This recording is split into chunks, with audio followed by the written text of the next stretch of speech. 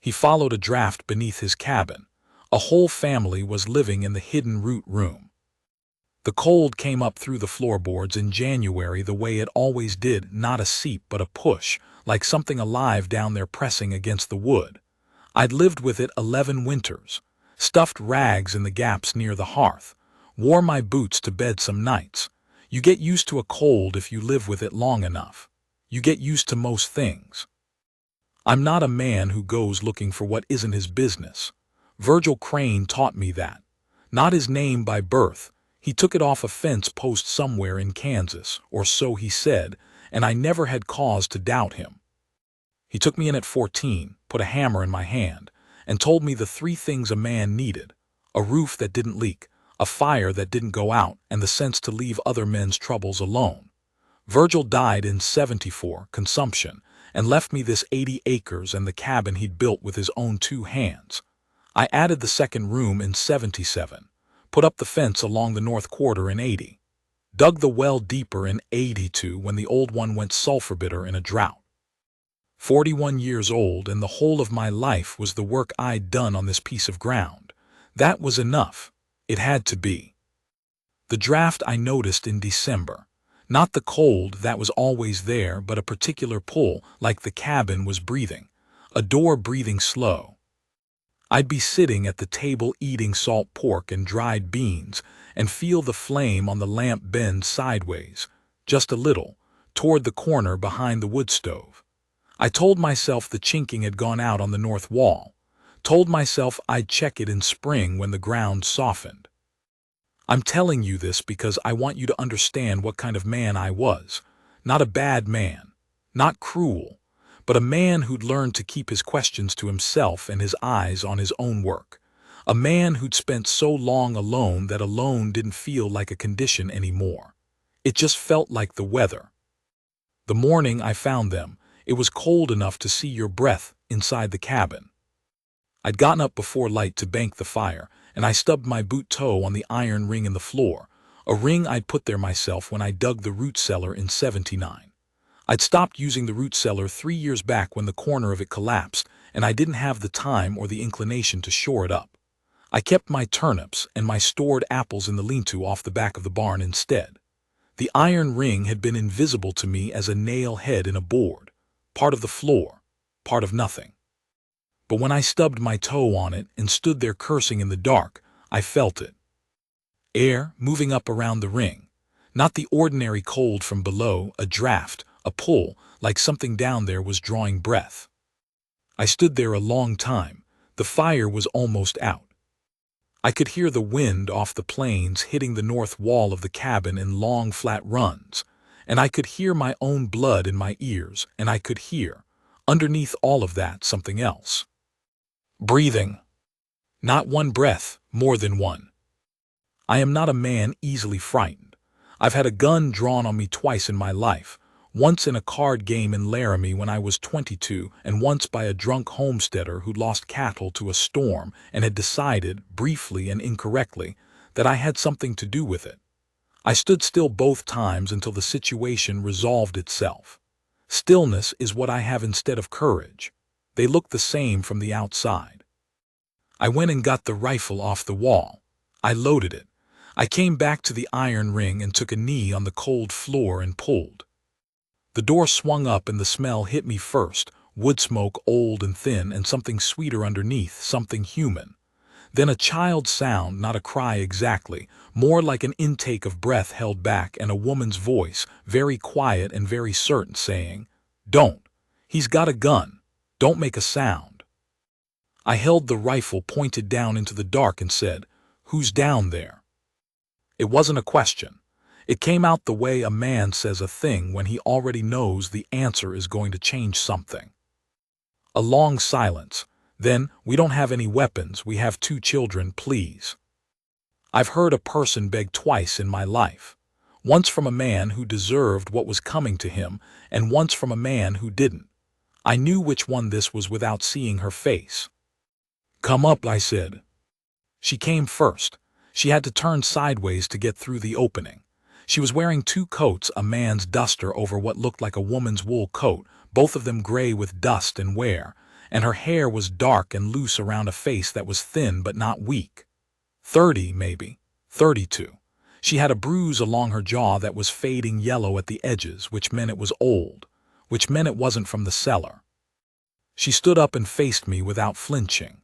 She looked at the rifle and then at my face, and then she stepped sideways and reached her hand back down into the hole, and a boy came up, maybe 8 years old, wrapped in a blanket that had once been blue. Then a girl, smaller, 5 or 6, who grabbed her mother's coat with both hands the moment she cleared the floor and pressed herself against the woman's side without making a sound. The woman was watching me the whole time, not afraid but standing past it. There's a difference. How long? I said. She looked at the rifle again. I set it down against the wall, not because I trusted the situation, because she'd come up out of the ground with 2 children and stood in front of a stranger with a gun and hadn't collapsed, and that was worth something. 11 days, she said. I thought about that. 11 days I'd been sleeping 8 feet above these people.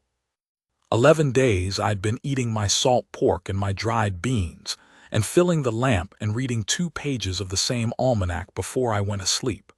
11 days of breathing. There's food, I said. It was all I could think to say. Her name was Nora Aldis. Her husband, her late husband, she said it flat, like she was correcting a bill of sale, had been named Thomas Aldis, and he had been a man who, when things went badly for him, made them go badly for everyone near him. She said this the first night sitting at my table with the children asleep on my bunk. She said it the way a woman says a thing she said inside her own head so many times it's worn smooth. Not looking for sympathy, just laying out what was. Thomas Aldis had died 6 weeks prior to the night. She'd broken through a back window of their claim house with the children and run. He'd been killed by a man named Burkett Foss in a dispute over a horse, which was, Nora said, about the most Thomas thing that could have happened to Thomas. What Burkett Foss had not known was that Thomas owed Foss money, a substantial amount, and that Thomas had listed his wife as collateral in a paper that Nora had never seen and had not signed. Foss had come to collect. She'd gone east first, then north, then doubled back west when she thought she'd lost him. She'd found my property in the dark, following a tree line toward what she thought was a creek. She'd found the root cellar door in the floor of the old collapsed corner by accident, feeling along the foundation wall, and she'd gotten the children down into it before the snow started, and she'd stayed because the snow didn't stop, and she hadn't known what else to do.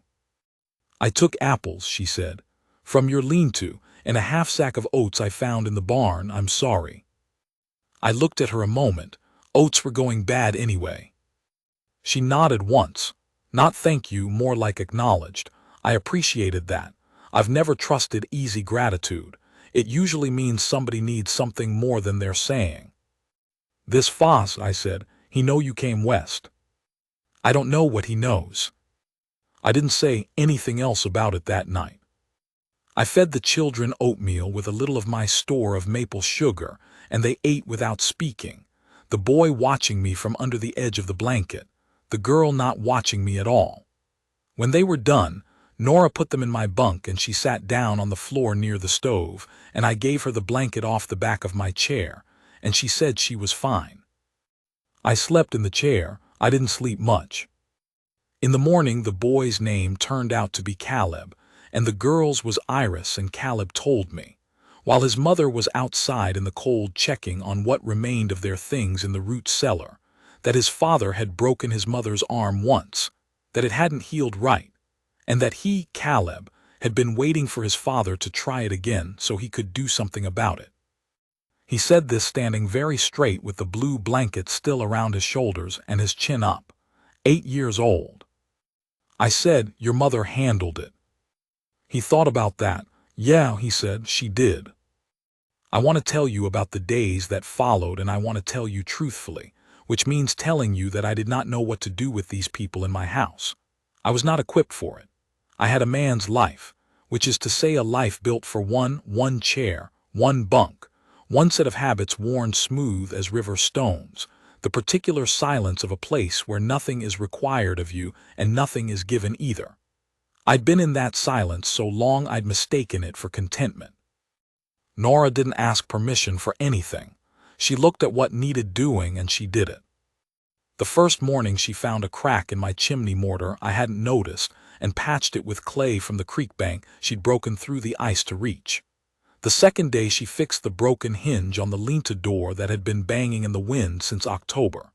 She had a way of moving that was very quiet and very deliberate, and she didn't make small talk, which I found I didn't mind. I'm not a man who needs filling in. What I found myself doing was watching her work. Not in any way I'm ashamed of, just watching the way a man watches something that surprises him. She had a directness about everything, a steadiness. She'd look at a problem and think and then do the thing, and when the thing didn't work she'd try another thing, and she never complained about any of it. She was also, I noticed, very careful about where she was when I was nearby, not afraid exactly, but calibrated, keeping distance, making sure she always had a clear line to the door or to the children. I didn't take it personally. It told me what Thomas Aldous had been. On the fourth day I rode to Hatchet, the nearest town, 11 miles east, and sent a wire to the county sheriff in Dumont asking about a man named Burkett Foss and the legal standing of an unsigned debt instrument used as collateral against a wife. I said I was asking on behalf of a widow. I did not say more. The reply came 2 days later by way of the Hatchet postmaster, who sent it out with the supply rider, who came my direction on Fridays. The county sheriff said the paper Thomas Aldous had signed was not enforceable. He said furthermore that Burkett Foss had a warrant outstanding for assault in Dumont County, and that if I had any information as to his whereabouts, I should convey it forthwith. I read the wire twice, sitting on my horse in the cold outside the Hatchet General Store. Then I rode home. I told Nora that evening after supper, with the children asleep. I put the wire on the table in front of her, and she read it, and she was quiet for a long time. The fire made the only sound. Outside the wind had picked up and was working along the eaves the way it does in February, looking for a way in. She put the wire down. She didn't cry. I hadn't expected her to. "You didn't have to do that," she said. "I know." She looked at me for a moment in a way nobody'd looked at me in a long time. Not gratitude, something older and plainer than that. Like she was seeing what I was made of and not finding it wanting. I looked away first. "You can stay," I said, "until you've got a plan and the weather breaks. There's no hurry." She was quiet again. Then, "There's something wrong with the south fence line. I noticed it when I was bringing in wood. 3 posts down in a row. You want help resetting them." I looked at her. "You know fencing." "I know what needs doing," she said. We set the fence posts the next week. The ground thawed just enough to work. Caleb held the post while I drove it, and Iris sat on the fence rail above us and handed me things when I asked for them. Nora tamped the earth around each post with a long-handled tool she'd found in the barn, packing it tight, checking the line, moving to the next. She worked without stopping. The cold didn't seem to bother her. We did not talk much while we worked. That was fine. Some of the best time I've spent with another person has been in silence over a shared piece of work. Foss came on a Thursday, late afternoon, a man alone on a gray horse, and I saw him coming from a quarter-mile out because I'd gotten in the habit of checking the plain to the east when I went to the barn. I don't know exactly when I'd started doing that. I didn't examine it. I went inside and got the rifle and told Nora, and she took the children to the back room, and I went out to the porch and waited. Foss was a broad man going to fat, with a sheepskin coat and a hat he'd worn to shapelessness. He rode into my yard and stopped and looked at me on the porch with the rifle, and said he was looking for a woman named Nora Aldous, and I said there was no one by that name here. He looked at the cabin. He looked at the barn. He looked at the fence line and the woodpile and the fresh posts along the south run, some of the earth still dark around them from the tamping. "You live alone," he said. It wasn't quite a question. "That's right." He sat there a while, A man taking a reading. I stood still and let him take it. That fence work, he said eventually, looks recent. Put it up last fall, I said, just resetting what the frost heaved. He looked at me another moment. Then he looked at the plain to the west and he looked back and he said, "That's a lot of fresh work for one man." "I'm a hard worker," I said. He sat with that. The gray horse shifted and he brought it back with his knee, automatic, the way a man does when he's done it 10,000 times. Then he turned the horse and rode east the way he'd come, and I watched him until he was a dot against the sky. I waited an hour before I went inside. You don't walk away from a thing like that until you're sure. When I came in, Nora was standing at the window of the back room with Caleb and Iris behind her. She turned when she heard me come through the door. She'd been holding something in her hand. She opened her fingers and it was a skinning knife. One I kept on a peg inside the back room door, old bone handle, good steel. She'd known it was there.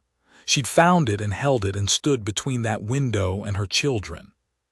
I looked at the knife and I looked at her face. "He's gone," I said. She set the knife down on the windowsill. She let out a breath. The children pressed against her sides and she put an arm around each of them, one hand on Caleb's shoulder, one hand in Iris's hair, and she stood there a moment with her eyes closed. Then she opened them and looked at me and she said, very quietly, "Thank you, Virgil." It was the first time she'd used my name. I hadn't told it to her. She'd heard me say it when I signed the wire to the sheriff, said it aloud to remember how to spell it. She'd held on to it. She said it like it meant something. I didn't know what to do with that. I went and put the rifle back on the wall. I need to tell you what happened next, and I need to tell it right, which means telling you what I understood then, and what I understand now, and where the line between those two things runs. What I understood then, Foss hadn't left for good. A man like that doesn't ride away because you looked at him from a porch. He rides away to think, to wait for a better time, and a better time would be when I wasn't standing on the porch. What I did, I wrote to the county sheriff and told him I had reason to believe Burkett Foss had been in my area, and given what the wire had said about his outstanding warrant, I would be obliged if someone came out to have a conversation with him about it. I asked the Hatchet postmaster to hold the reply. What I understand now, I did those things because they were right and practical and the sensible things to do. But that wasn't all of it. A man tells himself stories about why he does things. The honest version is that Nora Aldis had said my name in the dark, and my chest had done something I hadn't felt in a long time, and I would have moved a mountain to make sure she and those two kids stayed on the right side of whatever was coming for them. Foss came back on a Sunday, and this time he didn't come alone. There were two men with him, younger, the kind of men who ride with someone like Foss because it's easier than having your own ideas. They came from the south this time, which meant they'd scouted the lay of the property, and I saw them when they were already 200 yards out and moving with purpose. I did not have time to think about what I was doing. I went to the back room and I told Nora to take the children down into the root cellar, the old opening, the one that connected to the collapsed corner, not the trapdoor in the main room, and to pull the door down over them and not to open it for any reason until she heard me say her name twice. She looked at me. I said, "I'll come back." She held my eyes for a beat. Then she picked up Iris and took Caleb's hand and went. I went out the front. I had the rifle and my old Remington revolver, and I went to the corner of the barn where I had angle on the yard and on the approach from the south, and I waited. Foss pulled up short when he didn't see me on the porch. He said something to the two men. They split up, one going to the left and one staying wide with Foss. I let them come far enough into the yard that riding out was not a fast proposition. Then I said, from the corner of the barn where I had shadow and they didn't, "Sheriff's men are coming out of Dumont this week for you, Foss. That warrant's a serious one. You do better to be somewhere else." The man who'd gone left had his hand on his gun. I had the rifle on him. I've got no quarrel with you, Foss said. Then you'll have no trouble riding off. A long silence, the kind where a decision gets made. I've been in a few of those. Foss looked at the cabin. He looked at the barn. He was trying to figure out what he couldn't see. That's what men like Foss do. They need to know if there's something behind you before they'll back down, because backing down requires that the price of going forward is too high. I held still and let him calculate. The third man, the one who'd stayed wide, said something low to Foss. I couldn't hear it. Foss looked at him and then looked at me, and then he pulled his horse around and they went south the way they'd come. I stood at the corner of the barn and watched them go. My heart was working hard and my hands were steady. Some things you don't think about until after. When they were gone from sight, I went inside and knocked twice on the root cellar door and said, "Nora, Nora, it's done." The door opened and she came up, Iris first, then Caleb, then herself. She straightened up in the lamplight and her eyes went over me the way a person's eyes go over something they're afraid is damaged, checking. "You're all right," she said. "I'm all right." She stood there a moment. Then she stepped forward and she put both hands flat on my chest, not a lean, not a collapse, just her two hands on the front of my coat, feeling that I was there, feeling that I was solid. She looked up at me. The children were right there. She didn't care. She just looked at me and her hands were on my chest, and I could feel the warmth of them through 2 layers of wool, and I put one hand over hers, the left one, and held it there. "I wrote to the sheriff," I said. "Foss'll be dealt with." "I know," she said, "not I hope, I know." That was the thing. That was the thing that happened to me, right there in my own cabin, with the lamp burning low and the children watching and the wind off the plains doing what the wind off the plains always does. She believed I could handle it. She knew it the same way she knew which posts were loose and which posts were solid. She'd read me like a fence line and she'd found me sound. Nobody'd done that in a long time. Maybe nobody'd done it since Virgil. And Virgil'd been my guardian, which is a different thing. This was a woman, grown, with children to protect and no reason to give her trust to anyone who hadn't earned it, putting her hands on my chest and looking at me like I was someone worth the looking. That was it. That was the whole of it. The county sheriff's men came out the following Thursday and took Burkett Foss off a farm 40 miles southeast where he'd been waiting for, I suppose, the right moment that was never going to come. They took the other 2 men as well. The sheriff sent a letter to say the matter of the unsigned paper was formally closed, and Foss would not be in a position to trouble anyone for some time. I read that letter at the table with Nora across from me and Caleb, doing his reading lesson beside the stove and Iris asleep on the bunk with the dog. I should mention the dog, a one-eared shepherd I'd had for 7 years named Chance, who had taken to Iris with a devotion that made me feel small by comparison. Nora read the letter after me and set it down and folded her hands on the table. "What happens now?" I said. She looked at her hands, then she looked at me. "What do you want to happen?" she said. I thought about how to say it. I'm not a man who finds words quickly. I find the right one eventually if you give me room. "I'd like you to stay," I said. "If you want to, there's enough here for 4, there's work enough, you know there is. You've been doing half of it." She was quiet. "The children would have a place," I said. "I know that," she said. And I stopped, started again. I've been alone a long time, I got used to it, but I don't think I want to get more used to it. She looked at me for a moment with that same look she'd had the night I'd told her about the wire, like she was weighing something. Not me exactly, something in herself. "Caleb needs to learn to ride properly," she said. "That horse of yours is too much horse for the way you've been teaching him." I looked at her. "I can teach him," she said. I said, "All right." She nodded once, the way she always did when a thing was settled, and that was that. I'm not going to dress it up more than it was. We were 2 grown people who'd run out of reasons not to. The winter finished and the spring came on, and she and Caleb and Iris were still here, and the cabin wasn't one man's cabin anymore. It was a place where there was more noise than I was used to and more warmth and more of everything, including the occasional morning where I stood at the door to the back room and watched her braiding Iris's hair and felt something so plain and so solid I didn't have a word for it. Didn't need one. What I know is this.